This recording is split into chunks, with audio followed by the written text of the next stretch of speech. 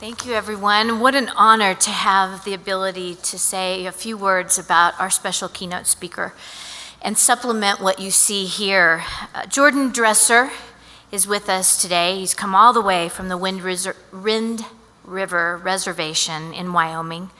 He's a journalist, he's a filmmaker, and through the Northern Arapaho Tribal Historic Preservation Office, he plays a key role in reparation and repatriation of tribal artifacts and ancestral remains.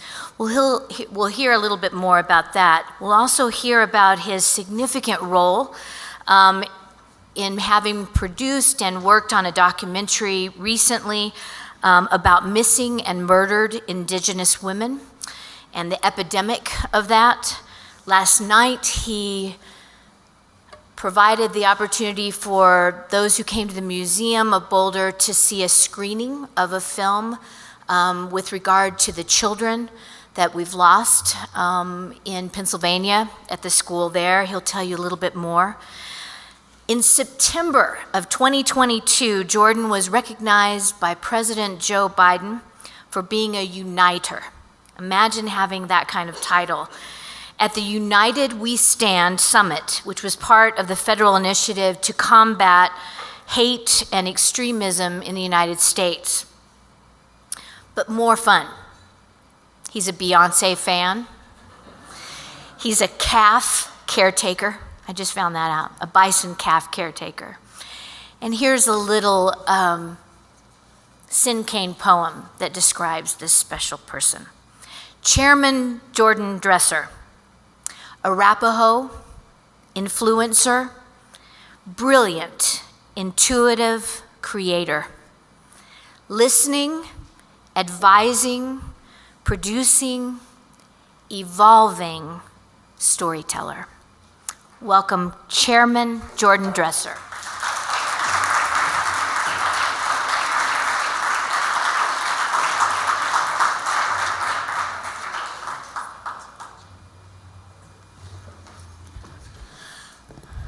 Good afternoon, everyone. I would like to thank all of you for inviting me to be here today. I appreciate every single one of you. Thank you, Cassidy, for everything as well. And thank you for that great invite. And thank you to the Museum of Boulder for also inviting me to come as well. Before we get started, I wanted to show a clip of the trailer of the film that we showed last night. And it'll spark some conversations that I'll bring to next. While that's being queued up, I'll just talk a little bit about how my relationship to Boulder kind of stemmed from. You know, I'm from the Northern Arapaho tribe. This is considered like our ancestral homelands. So I met back in 2017 Emily, and back then I was working with the Northern Arapaho tribe at their the casino there, and they have a small cultural museum. And she was just discussing to me about plans that the Museum of Boulder was opening a new location, and they wanted to do an exhibit about Northern Arapaho history and culture. And so we talked, and we developed this beautiful exhibit called Arapaho Roots. And it tells various different stories about the Arapaho people in terms of the language and the government.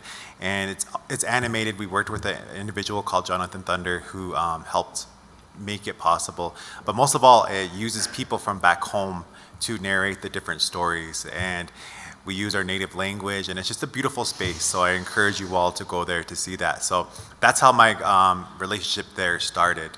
And then I was continuing to do the TIPO work. And for most people who don't know what TIPO is, TIPOs are Tribal Historic Preservation Offices. Most tribes have them. It just kind of depends on the area of, in terms of, are they funded well or whatnot. But the goal of that is to preserve the cultural sites of Native people. And that's where, like, if a group wants to do construction somewhere, we will reach out to them and say, okay, well, it's near a cultural site, you should move it. Or we'll go there and we'll do watch while they're doing the work, just to ensure that nothing happens. One of the key ones that we work with quite a bit is the FCC. The FCC builds cell phone towers every day, you know, so that's the biggest one that we work with, just to ensure that cultural sites are protected, which is very key to us because they tell a written story about this land. So that's a lot of the work we work with as well.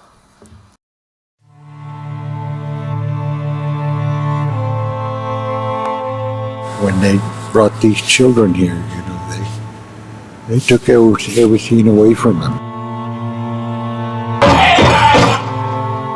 I imagined them scared, hungry, just trying to understand what was happening.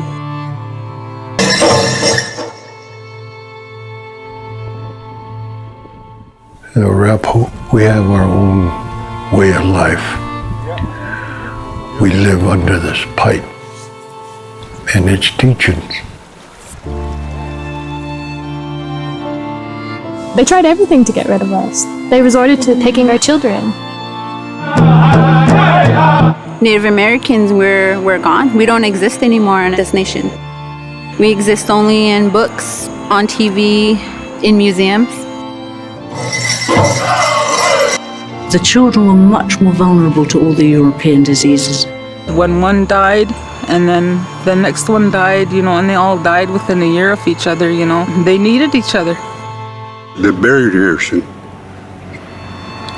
They've been here too long. It's time for them to go home.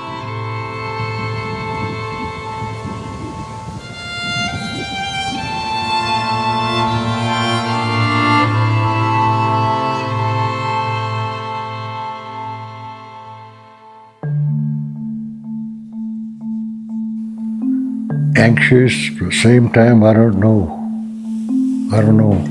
The unknowns over there, That's what I'm thinking about, but I'm ready. We don't know where we're gonna find it all. And I think we should just stay humble and not think about, or not get too excited. And I always tell the kids it's okay to cry, I'm excited and I'm anxious. I'm anxious for us to go over there and to get our children and bring them home. That's kind of how I'm feeling right now. I'm happy. It's just I'm ready for this.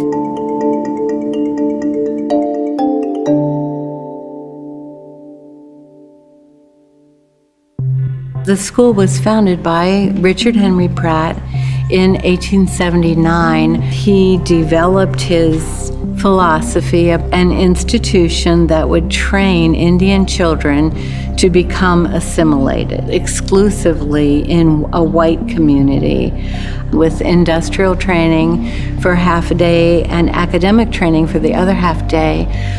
So the first thing he did was cut their hair, remove their clothing, and replace it with uniforms.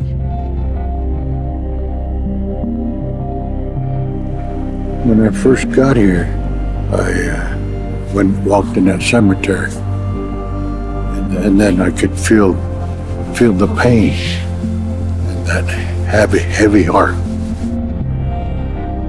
A lot of these headstones don't have names.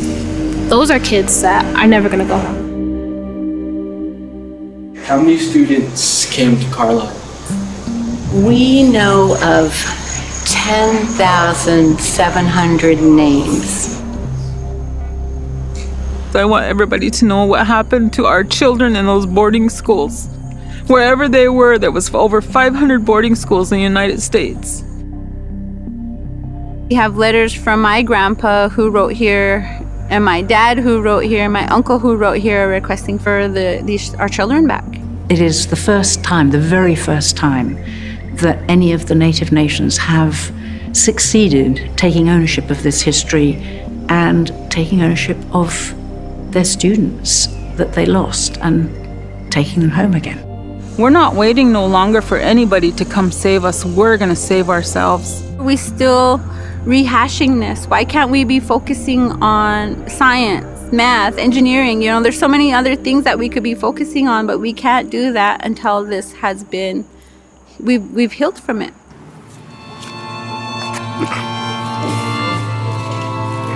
Chọn thế sự 20 years. Hạt nên này sợ là có sự hạt ở chỉ là nó hạt thì they go home.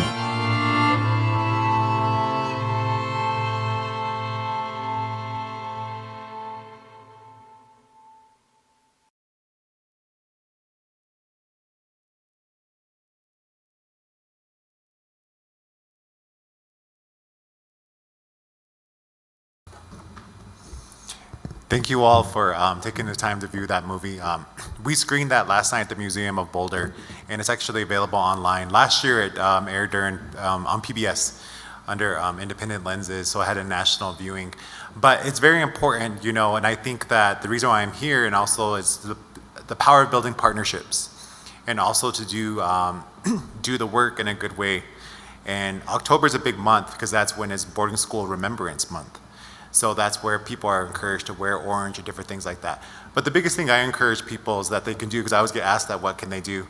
Well, you could talk to your lawmakers, you could talk to your schools, you know, and say, hey, you know, especially too if there's boarding schools there, would you be willing to work with the tribes to help them bring their relatives back? As the chairman of the tribe, you know, I see the different things that go on in our tribe every day. You know, we were hit very hard with COVID. We were hit with health disparities, lack of water, all those different things that happen on a daily basis. But the biggest thing I see is the historical trauma and the fact that individuals turn to drugs and alcohol to numb the different things that have happened. You know, at the very end of the film, you see Hubert, you know, and a lot of their family members went to boarding schools or they themselves went to boarding schools. So a lot of these feelings are very raw. And people might wonder, why do we talk about boarding schools? Well, because they were funded by the government. They're funded by tribes themselves, you know, were given such little amount of money, but basically it was like their kids were forced to go to school there. Imagine that today, if you had to make that choice to do that. Some of you didn't have a choice, you know? And these kids went there and these kids died there.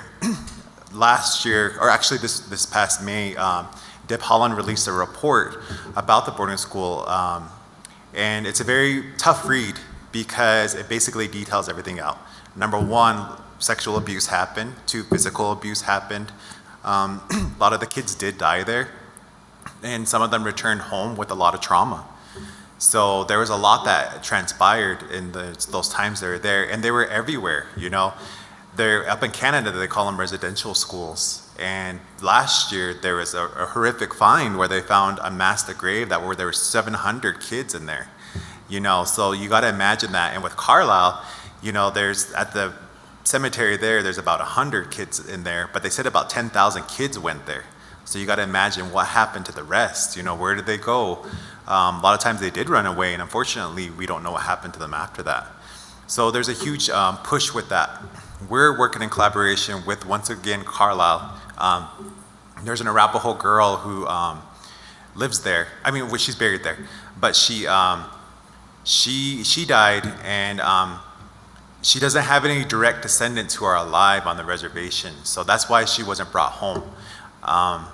But we, as a tribe, decided we're going to do it, and so it's official. We're going to go back again next summer, and we're going to bring her back home.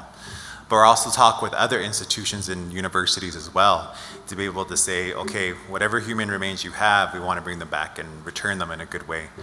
And once again, it just ties back to that. It's healing that historical trauma that ripples through our community, and it stops, as Yufna said in there, the young lady where she talked about we should be focusing on science, we should be focusing on progressing our tribes, but we got to heal what's going on first. And so that's why I think, once again, you know, I encourage you all to do those things that I kind of mentioned. And NAGPRA is the Native American Graves Protection Repatriation Act. It's a federal law passed in 1990. It's how tribes get back their relatives or get back our sacred items.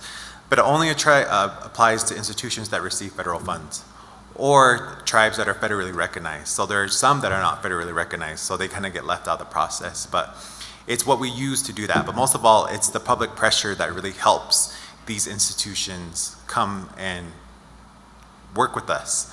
One of the big ones we've worked with, well, we've had a big battle with, was the Chicago Film Museum. The Chicago Film Museum houses a manageable amount of stuff there from not only the Arapaho tribe, but tribes across the country. And they have 4 skulls there that are listed as Arapaho. So we reached out, we said we would love to rebury them. And we went to talks with them, and in the end they said, well, we don't think they're Arapaho because we think the box was mislabeled. But the cataloging was back in the 1900s. There's nobody alive to verify that. So we contested it and we said, well, no, we feel like they are Arapaho, but also the bottom line is that no institution should have human remains, you know? So we pushed back and finally we got confirmation that they're gonna return them to us. But that was a lot of work. It was 4 years of work. And it was not only us doing the work, but also the community there. There's a strong Chicago native presence there. And we just got a hold of people being like, hey, can you reach out? Can you talk to them, you know? And that was just a key thing where we did that. We're very lucky that we want to build future relationships with Boulder here and also CSU and the universities all throughout the state, just so that we can develop a better relationship with each other. And I think that the boarding school one is a key one where we could talk about things that we could do. And also a key thing that we can all do is that October is also, you know, Domestic Violence Awareness Month. And I just got back from Alaska where I went to a consultation about the Violence Against Native Women Act. And we talked about different things that we can do. I serve on 2 committees. I serve on one with Deb Holland, which is the Not Invisible Act Commission. And our goal is to create safer communities for everybody. And I also work on her Tribal Advisory Committee, and that's made up of 24 elected leaders throughout the whole United States. And the goal is to just combat these different things that we want to talk about in a good way. But up there, you know, we talked about the missing, murdered Indigenous women movement that's going on, you know, where Native women historically, you know, we talk about the very earliest ones being Pocahontas and Sacagawea, you know. Those were the very earliest takings because Pocahontas was 12, 13 at the time, you know. And how Native women go missing at such a high rate, but also how law enforcement a lot of times is understaffed. They don't have the right resources. You know, for us at Wind River, we're 2.1 million acres, and we have about 20 police officers full time. So you imagine the calls get very, you know, one person going to the other. It's just, it's very difficult. And also our court system there. You know, we had a conversation with the Bureau of Indian Affairs recently, and we mentioned how our court was really understaffed. We need more funds. And their response was, well, you all are one of the highest funded courts in Indian country. And we're like, this is it, you know, where you have 5 people in one room, you know, where you have our jails at capacity, you know, and it's ridiculous. So we had pretty tough conversations. But I recently came out with a new film. It's called Who She Is. It tells the story of 4 Native women.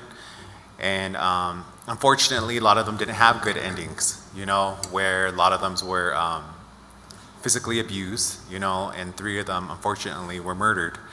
But we worked with Jonathan Thunder, again, with the animator, and the film's animated, because we tell the story about these women's lives. And we worked with their families to say, this is what her favorite color was. This is where she went to school at. This is all her hopes and dreams, you know.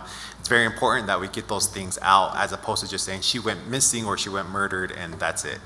It's just like, well, this is what we could do.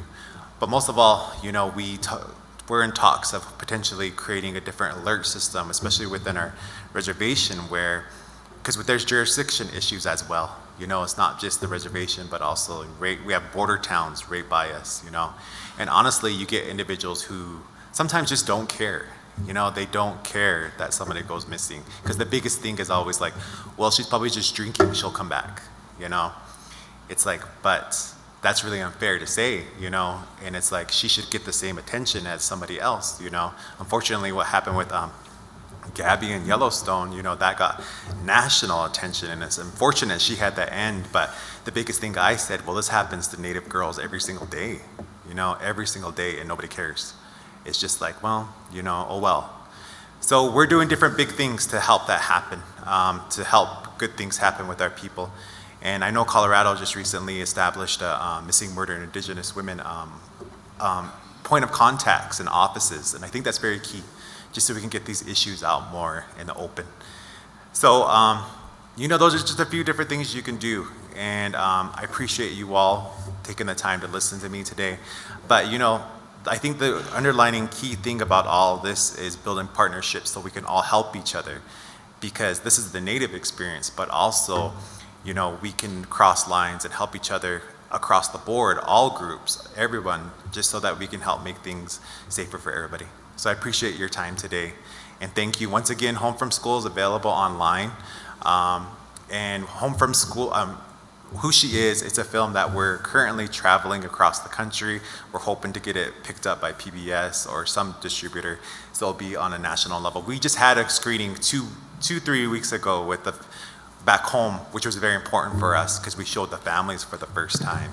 And it was pretty powerful. And one of the mothers, her daughter was murdered in the 90s. And she talked to us during the process when we're working on it, where she would see, because the person who did that didn't go to jail, didn't get arrested, no nothing. And so she said, I see him, she said, I see him at different places I go. She said, and I had such hatred for him. She said, I would just turn around and leave every time I'd see him. She said, but over the years, I've learned to be in the same space with him. And she said, if anything, I pity him because I just think that he lives the life that he lives because of all the things that he's done. And I thought that was really powerful. But most of all, I hope that the film can help people heal. And thank you.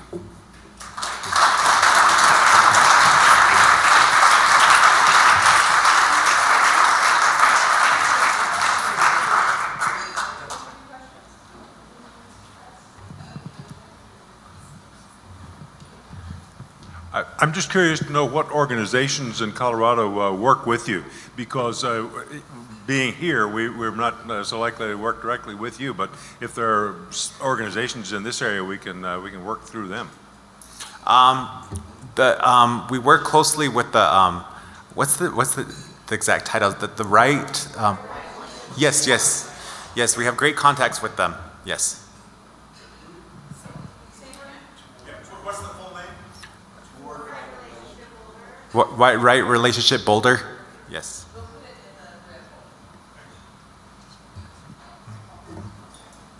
Well, thanks so much for speaking to us and telling us. Go ahead. Thanks so much for speaking to us and telling us a bit about what's going on. I think part of the oppression that's going on is, like they said in the trailer, they take away your history and they take away your culture. And my question concerns the third thing they take away is your language. Mm-hmm. So I wonder what's happened with the Arapaho language. The Northern Arapaho tribe is very proactive in preserving our language. We have an apprentice program where an elder is paired with an individual to hopefully help them become semi-fluent. The goal is fluency. We do that. We also have immersion schools where it's grades, I think it's 3 to 5. They can go there and it's strictly Arapaho spoken in there. So we have one in Arapaho community and also Itachi. And then we also launched a few years ago a Arapaho language app. And that's actually being updated for a part 2. So we're doing quite a bit of things like that. Unfortunately, COVID hit us really heavily and we lost a lot of fluent speakers, during that whole pandemic. So that's was unfortunate. So that's why we're really hoping that a lot of these things will help. Mm-hmm. I'm John Krupnick. I have a Hopi Indian granddaughter in Santa Fe. She's a social activist and has been to Washington a couple of times. And her goal in life is to help people like herself that were generationally abused, sexually in her case. And what could I tell her that if she spoke to you, you might tell her how best to use her energy and her talent? Well, with the Not Invisible Act, we're going to have upcoming events and we're going to do it in different communities. And we're going to hopefully gather the different voices of people to basically give testimony about things that we really need done, which is more stiffer laws and things like that in different communities. So I think for her just to watch the Not Invisible Act, that I think there's more of us to come and we're going to be doing things in different areas. Can I give her your contact? Yes. Veronica. Okay, thank you. Thank you. You'll hear from her. Yes. That's great. Yes. Yeah, in the last decade or so, there's been, in this country, for whatever reason, there's been oppression against or hatred expressed toward various minority groups, whether it's blacks, Jews, Muslims, Asians or what have you, including certain school districts will not allow their history to be taught. So my question is, has the Indian community been touched by any of this? In other words, are there schools that will not show this film? Well, the great thing about Wyoming is they created an initiative called Indian Education for All. So it's where the school's gonna be changing the curriculum, to better reflect the country there. I mean, the geographic there, and better say this is what happened to the Native community. So we're very grateful for Governor Gordon, who's been very supportive of those initiatives, and he's been pushing that. So with this film, we created educational modules that can be used in the classroom. So it's been very key, and they had the Native American Education Summit back in August, and they've been great supporters, and they screened this film previously. So it's been great to be able to have that, but most of all, being able to work with the teachers to build the curriculum has been a huge thing for us. Do you have any more questions? I'm just going to comment on the curriculum that you mentioned, because we just provided an opportunity for Boulder Valley School District teachers to come to the Museum of Boulder and work through that curriculum so that they could present differently, especially in the fall around the story of Thanksgiving. And so we're grateful for that. It's a big deal that you have been asked to serve on the advisory group with Secretary Holland at the United States national level. And I'd love for you to speak to that work with her, and again, just the old soul in you that we're so proud of. Thank you for serving in that national level.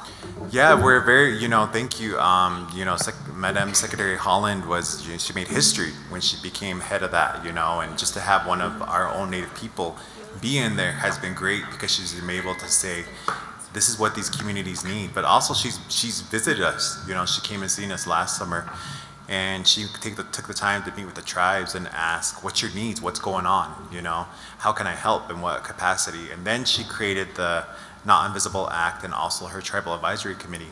So to me, it just shows the commitment that she has to not only hearing about the issues, but finding solutions and being proactive. And that's just the very key thing that we all talk about. And the power of tribal sovereignty is that we get to do things ourselves in a certain extent, and I highlight this because we're the first tribe to do it. And we're told no so many times, but we did it, and now so many other tribes are doing it now. And that's been great that we've been able to be leaders in that way.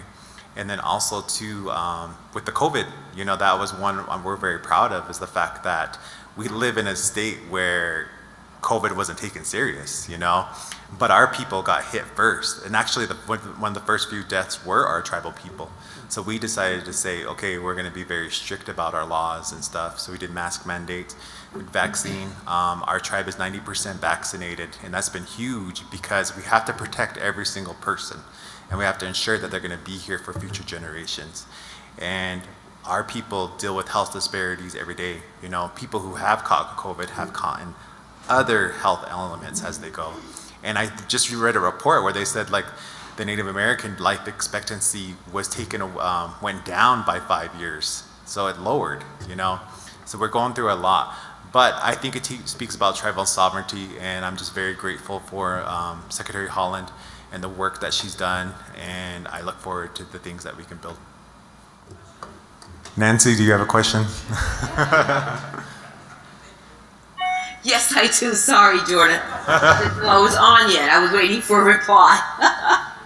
Question I have is, and I heard it from your one of the women that was on the film, that you have over 500 schools out there back in the 1800s that had this program, and right now you're dealing with one town, Carlisle, to bring them home.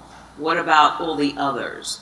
Have you gotten, the names of schools and where they are and how many kids? I mean, it's a big undertaking.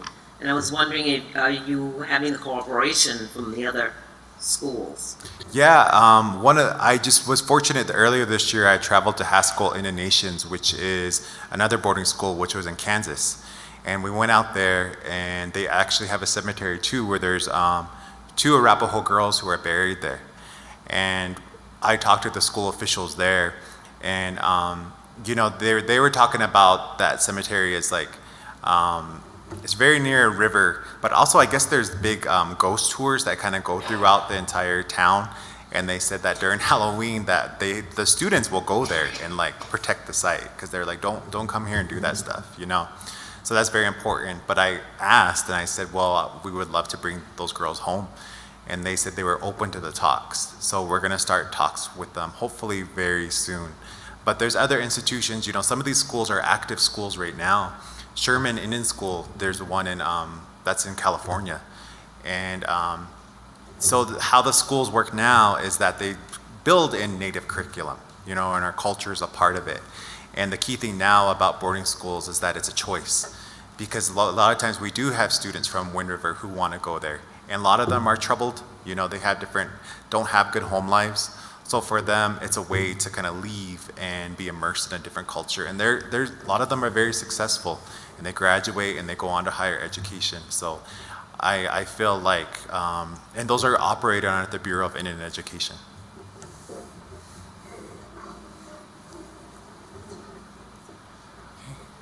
Chairman Dresser, thank you so much for being here and for sharing with us some real work that you're doing, and that perhaps it will educate us on perhaps what we, Rotary, might be able to do to help heal this multi-generational trauma that a lot of us weren't even aware of, particularly in this way. And so we just owe you a huge load of thanks for that. And I don't know if you're aware, but Rotary for the last 35 years, over 35 years, has been working to eradicate polio all over the world. And we're close, real close. And so our club, in your honor, the Boulder Rotary Club is pleased to contribute 100 doses of vaccine to that fund, to the Polio Plus Fund. Thank you. Thank you. I appreciate that. Thank you.